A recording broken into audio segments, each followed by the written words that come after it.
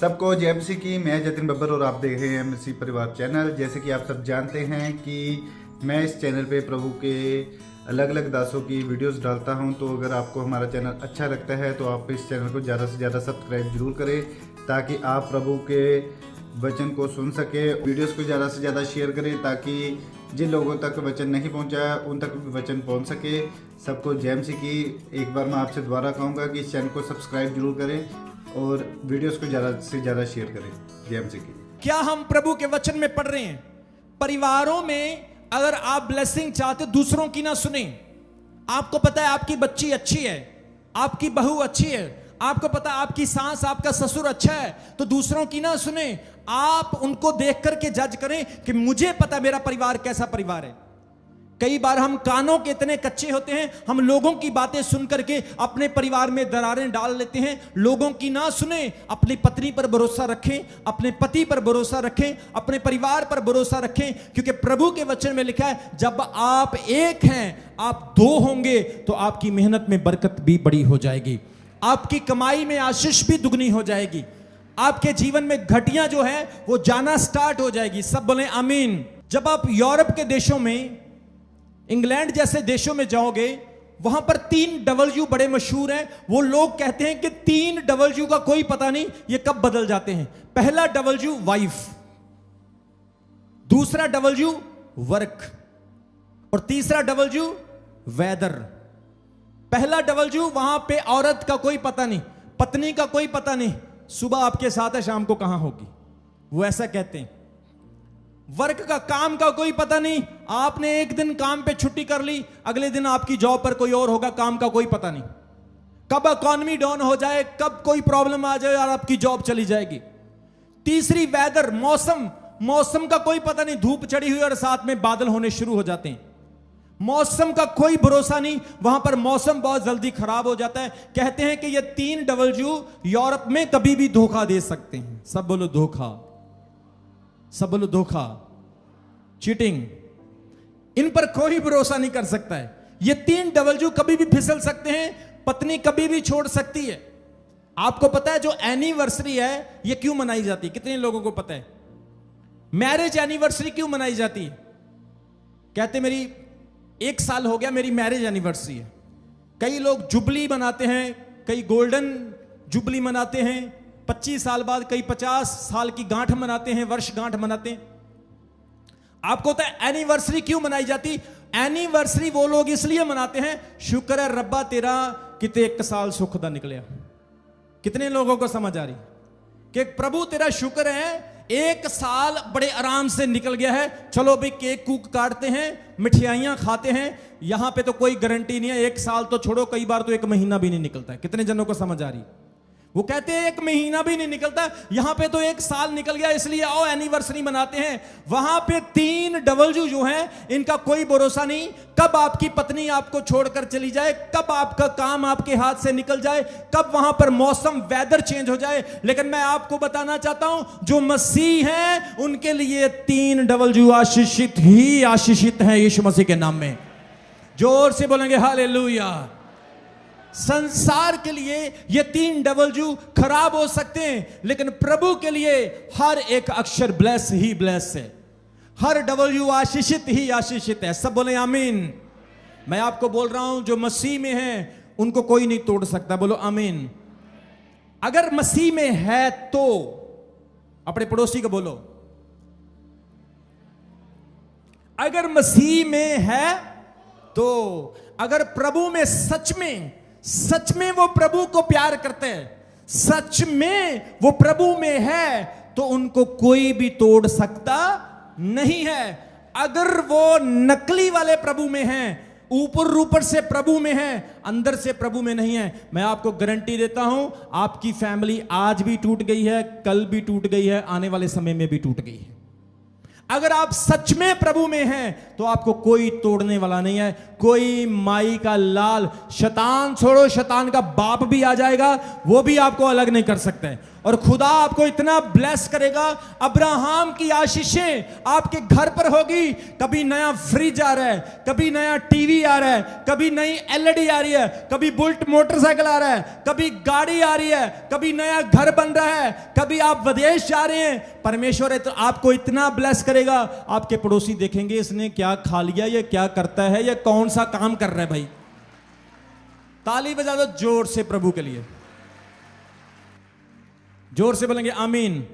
लेकिन आजकल कई फैमिलीज में क्या होता है कि हम किसी को 10 रुपए नहीं दे सकते, अपने अपनों को हम हेल्प नहीं कर सकते, हम अपनों के साथ खड़े नहीं हो सकते। बाइबल में लिखा जिसको परमेश्वर ने जोड़ा है एक पर्पस के लिए, एक योजना के लिए जोड़ा है। खुदावंद की आपके परिवार के लिए योजना है, एक दूसरे का सहयोग दें। जब कोई एक गिरता है तो दूसरा उसको उठाए, ना कि गिरे हुए को और दबाए। एक गिरता है तो उसके गिरने पर हंसे ना, बल्कि दुखी हो कि परमेश्वर इसको दोबारा से फिर खड़ा कर। लेकिन आजकल क्या होता है, वधिया होया चंगाई होया, स्टेटस लगाएंगे, जान जान के दिखाएंगे कि वो मेरे स्टेटस देखेगा। गल्ला ऐदा दियां लिखांगे ना, ऐसी ऐसी बातें स्टेटस पे लिखेंगे, चिढ़ा चिढ़ा के लिखेंगे। अगले बंदे को साफ समझ आ रही भाई तू मेरे लिए लिख रहा है और किसके लिए लिख रहा है। आज हमारे दिन अच्छे हैं, मैं देख रहा हूं आप रो रहे हैं, बड़े ऐसे ऐसे स्टेटस लगाएंगे, चिढ़ाने वाले स्टेटस। ये प्रभु के लोगों की बातें नहीं है। This is not a characteristic of Christian people. मसीही लोगों का कैरेक्टर क्या है? जब कोई किसी दुख में होता है वो उसके लिए रोते हैं, प्रार्थना करते हैं उसके लिए, उसका सहयोग करते हैं। अगर आप अपने परिवार में इकट्ठे नहीं रह सकते हैं तो आप स्वर्ग में इकट्ठे कैसे रह सकते हैं? परमेश्वर कह रहे जो भी मिसअंडरस्टैंडिंग हमारे बीच में है, किसी के पीछे लगने की जरूरत नहीं। खुदावंद ने आपको एक बड़ी बरकत के लिए जोड़ा है, प्रभु ने आपको एक बड़ी योजना के लिए चुना है। उस योजना को परमेश्वर पूरा करने जा रहा है। मैं आपको बोल रहा हूं यीशु मसीह के नाम में आमीन। ऊंचा बड़ा तो ब्लेसिंग आपकी है। जोर से बोलेंगे हालेलुया, सब बोलेंगे आमीन। इसलिए परिवार में यूनिटी रखें। सास और ससुर अब अपने बेटे पर ज्यादा कंट्रोल ना करें, और बेटा अपने माता पिता का सत्कार करे, उनका आदर करे वचन के अनुसार। लेकिन सास ससुर और मां बाप अपनी बहू पर, अपने बेटे पर ज्यादा कंट्रोल ना करें। वो आपके नौकर नहीं, वो आपके गुलाम नहीं। आप उनको शादी करके लाए हैं, उनको गुलाम बना के नहीं लाए हैं। एक वचन मेरे साथ पढ़ो, उत्पत्ति उसके 2 अध्याय उसके 24 वचन में। उत्पत्ति उसके 2 अध्याय उसके 24 वचन में लिखा है, इस कारण पुरुष अपने माता पिता को छोड़कर अपनी पत्नी से मिला रहेगा। बाइबल कहती है, परमेश्वर की यह प्रोफेसी है कि पुरुष अपने माता पिता को एक दिन छोड़ देगा और अपनी पत्नी से मिला रहेगा। कभी आप अपने माता पिता को यह सवाल करना, आपके माता पिता कहां है, वो आपको जवाब नहीं दे पाएंगे। कितने जनों को समझ आ रही मेरी बात की? आप अपने पेरेंट्स से यह सवाल करना, आपकी मां कहां है, आपका पिता कहां है, वो भी उनको छोड़कर अपने बच्चों और अपनी पत्नी के साथ रह रहे हैं। क्योंकि यह बाइबल की प्रोफेसी है कि परमेश्वर कहता है यह ऐसा होगा ही होगा। मनुष्य अपने परिवार के साथ रहेगा, अपनी पत्नी के साथ रहेगा। उसने क्या कहा? पुरुष अपने माता पिता को छोड़कर अपनी पत्नी से मिला रहेगा। माता पिता को छोड़ने का मतलब यह नहीं कि आप अपने माता पिता का ध्यान न रखें। पत्नी और पति को अपने स्थान पर रखें, माता पिता को अपने स्थान पर रखें। कितने जनों को समझ आ रही? लेकिन कई लोगों की नई नई शादी होती है, वो कहते बुढ़िया तन्नू की पता, बुढ़िया तन्नू की पता। कितने जनों को समझ आ रही? मैनू ज्यादा पता, तू तो सरकारी स्कूल च पढ़िया, 5वीं नहीं पूरियां कीतियां, मैं ग्रेजुएशन की है। कितने लोगों को समझ आ रही? लेकिन माता पिता अपनी जगह पे है और हस्बैंड वाइफ अपनी जगह पे है। बाइबल ऐसा कहती है। पति पति का सत्कार पति को है, पत्नी को है, माता पिता का सत्कार माता पिता को है। इन सारी चीजों को मिक्स ना करें। परमेश्वर आज स्वर्ग से आपको यह बात कह रहा है कि खुदा ने कुछ बड़ी ब्लेसिंग आपके लिए रखी हुई है, वो आपको जल्दी मिलने वाली है यीशु मसीह के नाम में। वो ब्लेसिंग्स इसलिए रुकी है क्योंकि आप लोगों में अभी भी एक मन नहीं है, अभी भी आप में ऊंच नीच और मिसअंडरस्टैंडिंग है, जिसके कारण आपकी ब्लेसिंग्स रुकी हुई है। आपको एक रहना है, आपको फैमिली में यूनिटी के साथ रहना है, तब जाकर आपके जीवन में बड़ी ब्लेसिंग आएगी। सब बोलेंगे आमीन, जोर से बोलें हालेलुया। सबसे पहली चीज मैंने बताई, हमें यूनिटी में रहना है, एक परिवार को एकता में रहना है। और दूसरी चीज मैं आपको बता रहा हूं, आपकी आत्मिक एकता होना भी बहुत जरूरी है। You have to be spiritual united. आत्मिक एकता होना जरूरी। आइए पढ़ेंगे मत्ती उसके 18 अध्याय उसके 20 वचन में, क्योंकि जहां 2 या 3 मेरे नाम पर इकट्ठे होते हैं, वहां मैं उनके बीच में होता हूं। सब बोले आमीन। Nothing is difficult for you if you United in spiritual warfare. आपके लिए कुछ भी कठिन नहीं अगर आप आत्मिक युद्ध में सारा परिवार एक साथ हैं। प्रभु के वचन में लिखा, यहां 2 या 3 इकट्ठे होकर प्रार्थना करेंगे, प्रभु कहता है मैं वहां पे होता हूं। जहां पे प्रभु होता है, क्या वहां पे काम रुक सकते हैं? वहां पे बुराई आ सकती है, शैतान आ सकता है? क्या वहां पे जादू टोना हो सकता है? क्या वहां पे फाइनेंशियल प्रॉब्लम हो सकती है?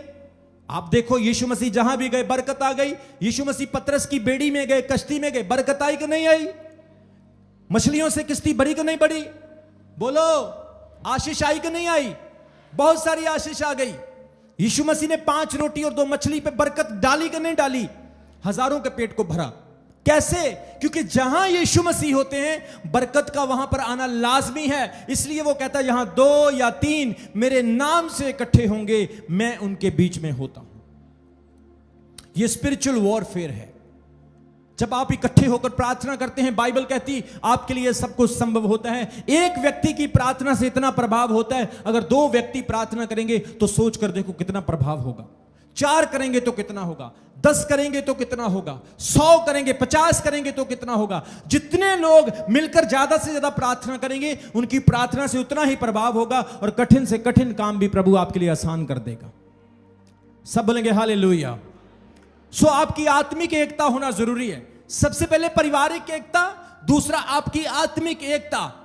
बाइबल कहती कलीसिया प्रार्थना कर रही थी, पतरस जेल में था, और उनकी प्रार्थना ने इतना बड़ा काम किया कि स्वर्गदूत जेल में चला गया, जेल के दरवाजे खुल गए, पतरस की बेड़ियां खुल गई। स्वर्गदूत ने पतरस को उस जेल से आजाद कर दिया। यह स्वर्गदूत नहीं था जिसने आजाद किया, यह कलीसिया की प्रार्थना थी, यह परिवार की, फैमिली की प्रार्थना थी। जोर से बोलेंगे आमीन। आज जब भी आपके जीवन में कोई परेशानी आती है, एक होकर प्रार्थना करना शुरू करें। पेंतिकोस्टल के दिन क्या हुआ? सब लोग एक जगह इकट्ठे होकर प्रार्थना कर रहे थे।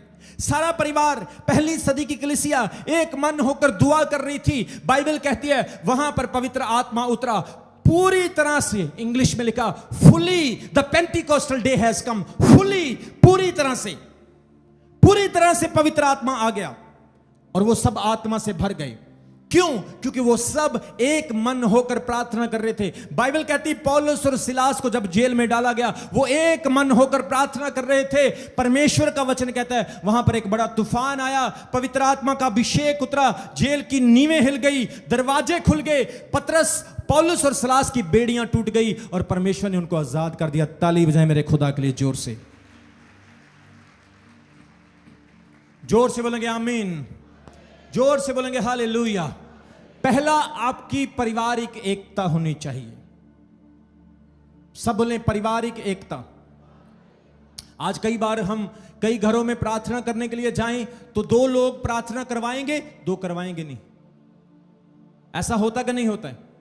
परिवार में क्या होता है, जब कई घरों में हमारे पास्टर्स जाते हैं, हमारे फादर साहब विजिट करने के लिए जाते हैं, कुछ लोग प्रार्थना में बैठ जाएंगे, कोई मोबाइल पे लगा हुआ है, कोई टीवी देख रहा है, कोई घर के काम कर रहा है, तो मतलब उनका ध्यान कहीं और होता है, तो बरकत कहां से मिलेगी, आशीष कहां से मिलेगी।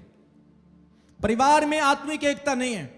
जब पता है कि प्रभु के दास आए हैं, आपको दरी बिछाना है, अच्छा कारपेट बिछाना है, अच्छा गलीचा बिछाना है, प्रभु के दास को कुर्सी लगा के देना है, टेबल लगा के देना है, परमेश्वर के लिए अच्छा प्रेजेंस तैयार करना है, अपने परिवार को इकट्ठा करके प्रभु के दास के सामने बिठा देना है। प्रभु के दास को यह नहीं बोलना है ओदी घर वाली भज गई, ओदा मुंडा नशे करदा, ओदी कुड़ी ऐदा कर दी, ऐसी बातें ना करें प्रभु के दास के सामने। उसी वक्त प्रभु के दास को कहें, प्रभु आप हमारे घर में आए हैं, बाइबल खोलें और हमें प्रभु के वचन सुनाएं, हमारे लिए प्रार्थना करें।